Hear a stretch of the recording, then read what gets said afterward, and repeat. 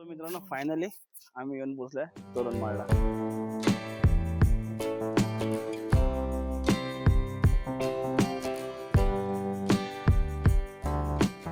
बरीच अशी लोक आहेत ना जी महाराष्ट्र बाहेर फिरायला जातात, किंबहुना इंडिया बाहेर फिरायला जातात, पण आपलं इंडिया एवढं सुंदर आहे फिरण्यासाठी बाकी कुठे जायची गरज नाही पडणार. सूर्योदय आणि सूर्यास्त ह्या दोन गोष्टी जिथूनही बघायला भेटतील ना, त्या दोन गोष्टी खूप सुंदरच असतात. आणि जर का तुमच्यासमोर असा सूर्यास्त होत असेल ना, तर भाई अजून काय पाहिजे. एक सुंदर अशी मस्त धुक्याची चादर पसरले आणि सूर्य महाराज अस्ताला चालले.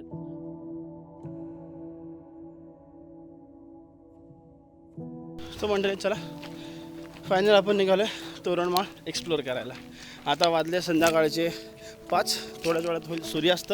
दादरवरून 12 वाजून 5 मिनिटांनी सुटणारी खानदेश एक्सप्रेस पकडली. 10:15च्या डिलेनंतर आपण नंदुरबारला उतरलो सकाळी 8:30 वाजता. त्याच्यानंतर आपला प्लॅन होता 11 आणि किल्लाकडे जायचा, पण तो काही यशस्वी झाला नाही. सो आपण सरळ शहादामध्ये आलो.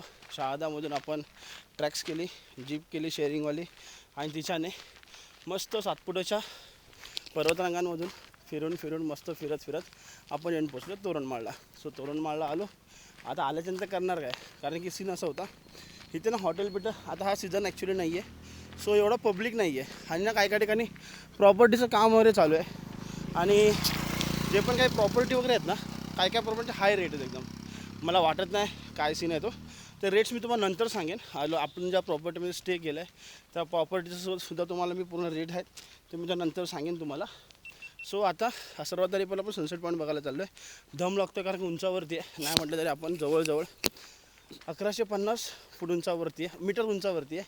आणि बोटॅनिकल गार्डनचं तोरणमाळचं गेट इथे आतमध्ये पुढे सनसेट पॉईंट. सो आपण आता सनसेट पॉईंट बघायला चाललो आहे. इथे फिरण्यासारखं ना बघायला गेलं तर 4-5 पॉईंट आहेत. एक म्हणजे सनसेट पॉईंट झाला, त्याच्यानंतर खडकी पॉईंट त्या साईडला तिकडे सीतेखाई पॉईंट आहे. त्याच्यानंतर मच्छिंद्रनाथाची गुफा आहे आणि त्यांचं एक मंदिर आहे, आणि यशवंत तलाव. सो आपण ज्या प्रॉपर्टीमध्ये थांबलो ना तिथून समोरच हा तलाव दिसतो. सो ते सर्व आपण नंतर मी तुम्हाला दाखवतो आता, कारण की आता मेन पॉईंट फिरून घेऊया, सनसेट पॉईंट बघून येऊया. त्याच्यानंतरला खडकी पॉईंटला जाऊया. नंतर मग ते पॉईंट बघायला भेटणार नाहीत. आणि हा व्लॉग आजचा आणि उद्याचा आपण अर्धा दिवस तोरणमाळमध्ये आहोत. सो दोन्ही ब्लॉग मी मिक्स करून टाकेन. त्याच्यानंतर आपला परतीचा प्रवास चालू होणार आहे. परतीच्या प्रवासात देखील आपले 2 स्पॉट आहेत. सो ते आपण जाताना कवर करणार आहोत. बाकी बाय द वे जो लास्ट ब्लॉगमध्ये तुम्ही जो बघितले आपण गाडीच्या टपावरती बसून आलो, भाई तो नेक्स्ट लेवल फिलिंग होता. खूप टायमानंतर तसा फील अनुभवायला भेटला यार. एकदम नेक्स्ट लेवल फिलिंग होता. सो मजा आली भाई ते बघायला. आणि पूर्ण 1.5-2 तास आपण त्या सातपुडा पर्वतरांगेमध्ये मस्तपैकी फिरत आलो आहे. तुम्ही तोरणमाळची लोकेशन बघितले मॅपवरती. तोरणमाळची मॅपवरची लोकेशन ही एकदम बाँड्रीला लागून आहे. जी महाराष्ट्र गुजरात बाँड्री आहे, MP जी बाँड्री आहे त्या बाँड्रीला लागून आहे. आणि ही बाँड्री रिफर करते आपली नर्मदा नदी. सो इथे ना काइंड ऑफ पब्लिक आहे ना MP मधून आणि गुजरातमधून पब्लिक जास्त आहे, टुरिस्ट जास्त आहे. आपल्या महाराष्ट्रातला टुरिस्ट कमी आहे इकडे. सो असं काय कारण आतापर्यंत आम्ही जेवढ्या पण गाड्या बघितल्या ना त्या सगळ्या गाड्या होत्या एक तर MP किंवा गुजरात. महाराष्ट्र नंबर प्लेटवाल्या गाड्या बहुधा खूप कमी होत्या. असल्या तरी इकडच्या आजूबाजूच्या लोकल होत्या. आणि बघा त्या साईडला होत्या मस्तपैकी सनसेट. सो सर्वात आधी जाऊया सनसेट पॉईंट बघूया. कारण की इथे येत आहे तर मोस्टली मी रिकमेंड करेन की प्रायव्हेट गाडी घेऊनच या, स्वतःची गाडी घेऊनच या. कारण की पॉईंट आहेत ना खूप लांब आहेत, 4-5 पॉईंटच आहेत. आणि इकडे एवढं टुरिझम ग्रो नाही झालेलं आहे, एकदम असं अजून पण रॉच आहे. सो ही एक गोष्ट मला चांगली वाटली की एवढा प्रकृतीचा ऱ्हास केलेला नाही आहे इथे. सो ही गोष्ट चांगली वाटली. एकदम तुम्हाला असं फील येईल ना की तुम्ही पूर्णपणे आउटसाईडला झाला आहे. सो असं काहीसं आहे. सो बाकी सगळी डिटेल माहितीपर्यंत यायचं कसं ते मी सगळं तुम्हाला मागच्या ब्लॉगमध्ये एक्सप्लेन केलेलं आहे. सो तो मागचा ब्लॉग नक्की बघा. आणि चला आता सनसेट पॉईंटला जाऊया. तर पॉईंट कुठपर्यंत रे काय मला माहिती नाही, बट भाई सही आहे. आणि माझ्या रस्ता बघा ना समोर काय सुंदर वाटतं. सगळीकडे असे मोकळी झाडं आहेत, मोकळी डोंगर आहेत. आणि एक गोष्ट नोटीस केली, इकडे सागाची झाडं पण खूप आहेत. जे आपले कोकणामध्ये असतात ना ती झाडं इकडे भरपूर प्रमाणामध्ये आहेत. सो मी येताना पूर्ण जो सातपुडा डोंगर आपण चढून आलो तर पूर्ण डोंगरामध्ये सागाची झाडं होती मरणाची. आणि जर का तुम्ही बसने येत आहे तर बस जिथे तुम्हाला सोडते त्याच पॉईंटमध्ये मार्केट आहे. तिथून सगळे रूम हे लांब लांब आहेत. असं जसं आपलं अदर टुरिस्ट प्लेसेस आहेत, महाबळेश्वर झालं, लोणावळा झालं, माथेरान झालं, इकडे ज्या पद्धतीने टुरिझम ग्रो झालेलं आहे त्या पद्धतीचं टुरिझम इकडे ग्रो झालेलं नाही आहे. सो ही गोष्ट लक्षात असू द्या.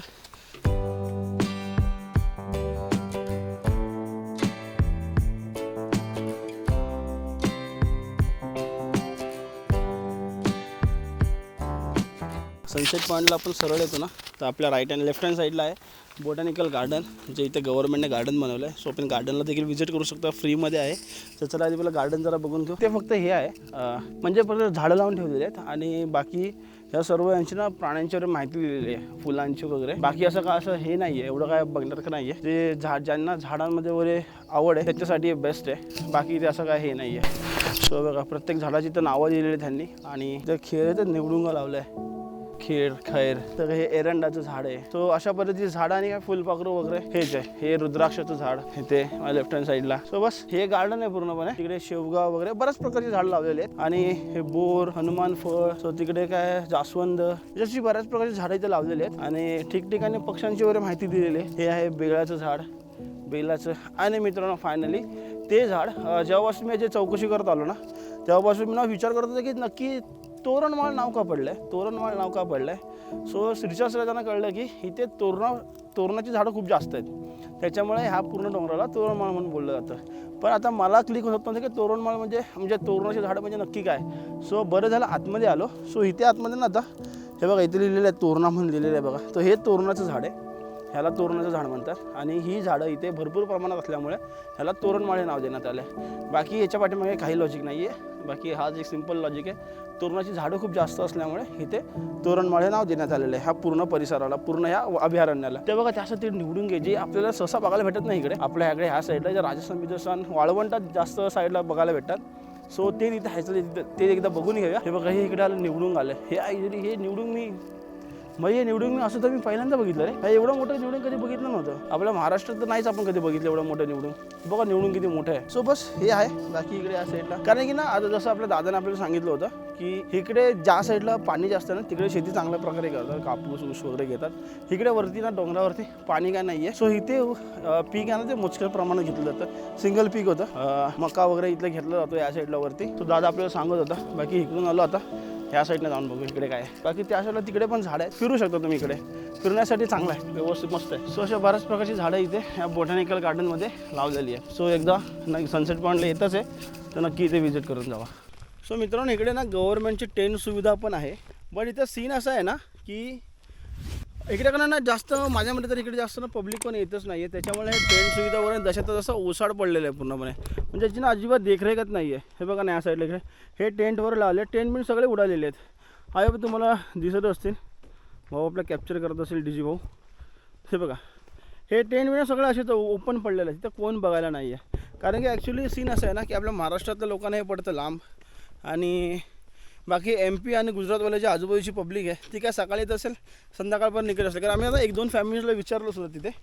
सो त्यांनी सांगितलं की नाही आम्ही आता परत रिटर्न निघणार पण घरी जायला. सो वन डेसाठी हे स्पॉट चांगलं आहे. आपण आता बाहेरून आलो आहे सो ठीक आहे, त्याच्यामुळे आपण रेस्ट वगैरे करूया. कारण आपण अशा टायमामध्ये पोचलो ना की आपण जाऊ शकतो. जर का आपल्याला थोडी आधी आयडिया असती तर माझं असं प्लॅन होतं की आपण इथून संध्याकाळी रिटर्न निघालो असतो, पण आता निघू शकत नाही. सो खूप प्रवास झाला आहे कंटिन्युअसली. सो थांबावं इथे. आणि बाकी म्हणजे ह्या साईडला इथे थीम पार्क म्हणून आहे ना, तो इथे ॲडव्हेंचर ॲक्टिव्हिटीज आहेत. तिथे भरपूर इथे ॲडव्हेंचर ॲक्टिव्हिटीज होत्या. माझ्या मते ह्या कधीतरी गव्हर्नमेंट रन करत असणार, आता बंद केलं आहे. पब्लिक नाही, काही कळायला मार्ग नाही आहे. हे बघा ह्या साईडला ही इकडे आहे थीम पार्क. हे पण थीम पार्क बंद पडलेलं आहे, गेट लावलेलं आहे आणि बंद करून टाकलेलं आहे. सो बऱ्याच साऱ्या ॲक्टिव्हिटी होत्या आतमध्ये, बरं ठीक आहे ते बंद करून टाकलेत. आणि तो बघा समोर काय व्ह्यू दिसतो आहे, सुंदर असं एक कव आहे.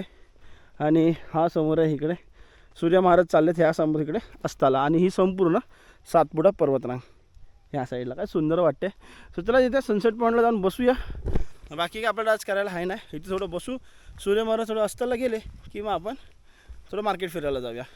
बाकी करणार काय काहीच नाही आहे, बट मस्त स्पॉट आहे, या एकदा तुम्ही.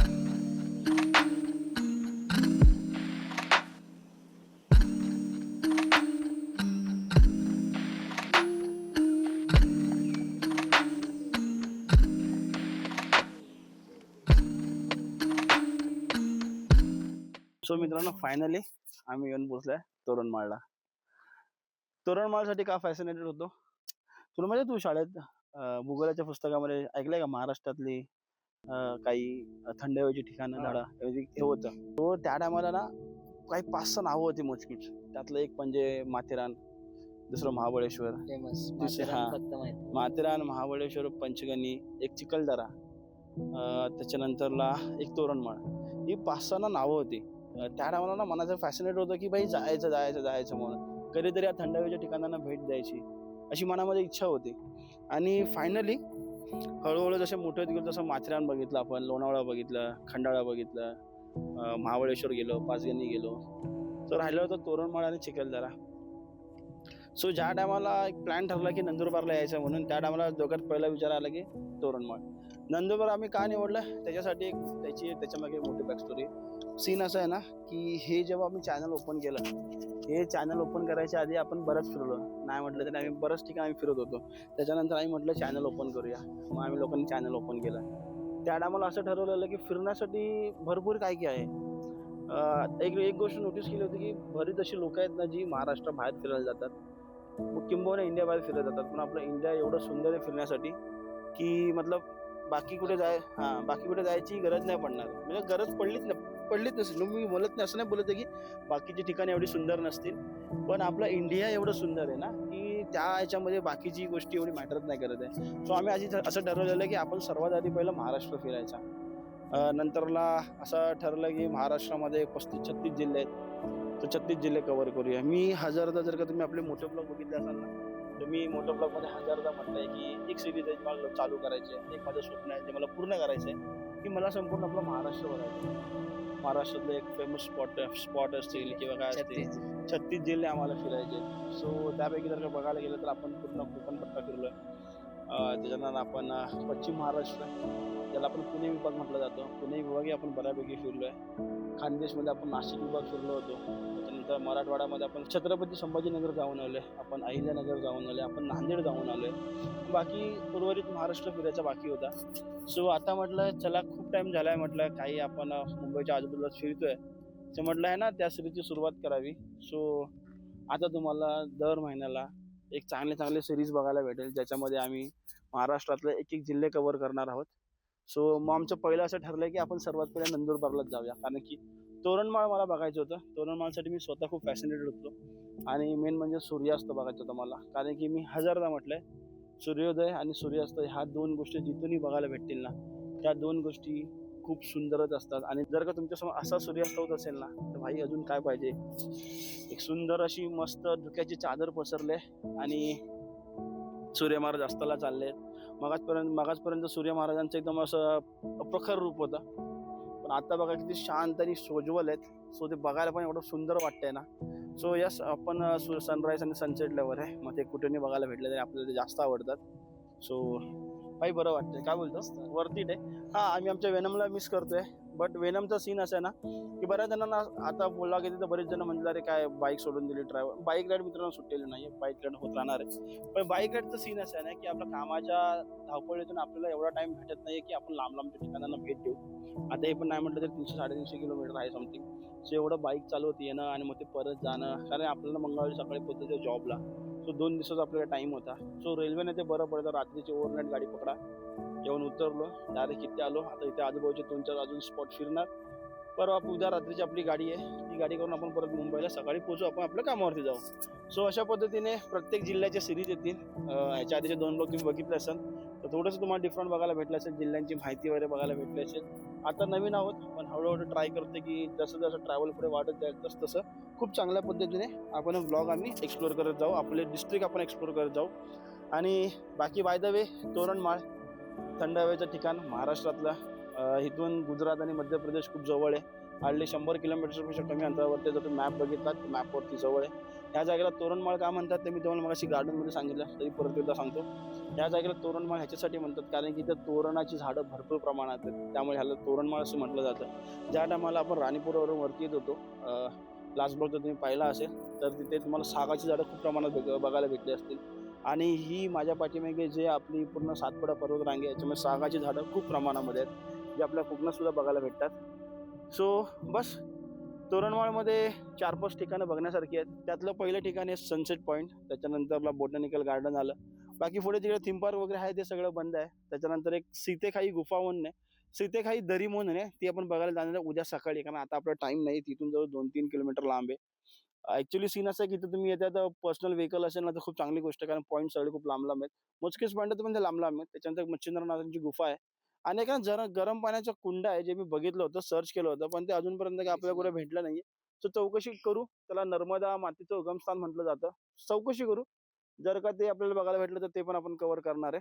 आणि बस आता इथे आलोय, थोडंसं इथं सनसेट एन्जॉय करूया आणि मग इथून आपण परत आपल्या रूमवरती जाणार आहोत. तर रूमच्या आपण जिथे थांबलोय ना, तिथले जे काही रेट वगैरे आहेत ना, ते मी तुम्हाला ह्या ब्लॉगच्या शेवटला सांगेनच. पण तत्पूर्वी आता तुम्ही काहीतरी छोटेसे शॉट एन्जॉय करा. आम्ही तर थोडंसं एन्जॉय करतो आणि भेटूया थोड्या वेळामध्ये. चला.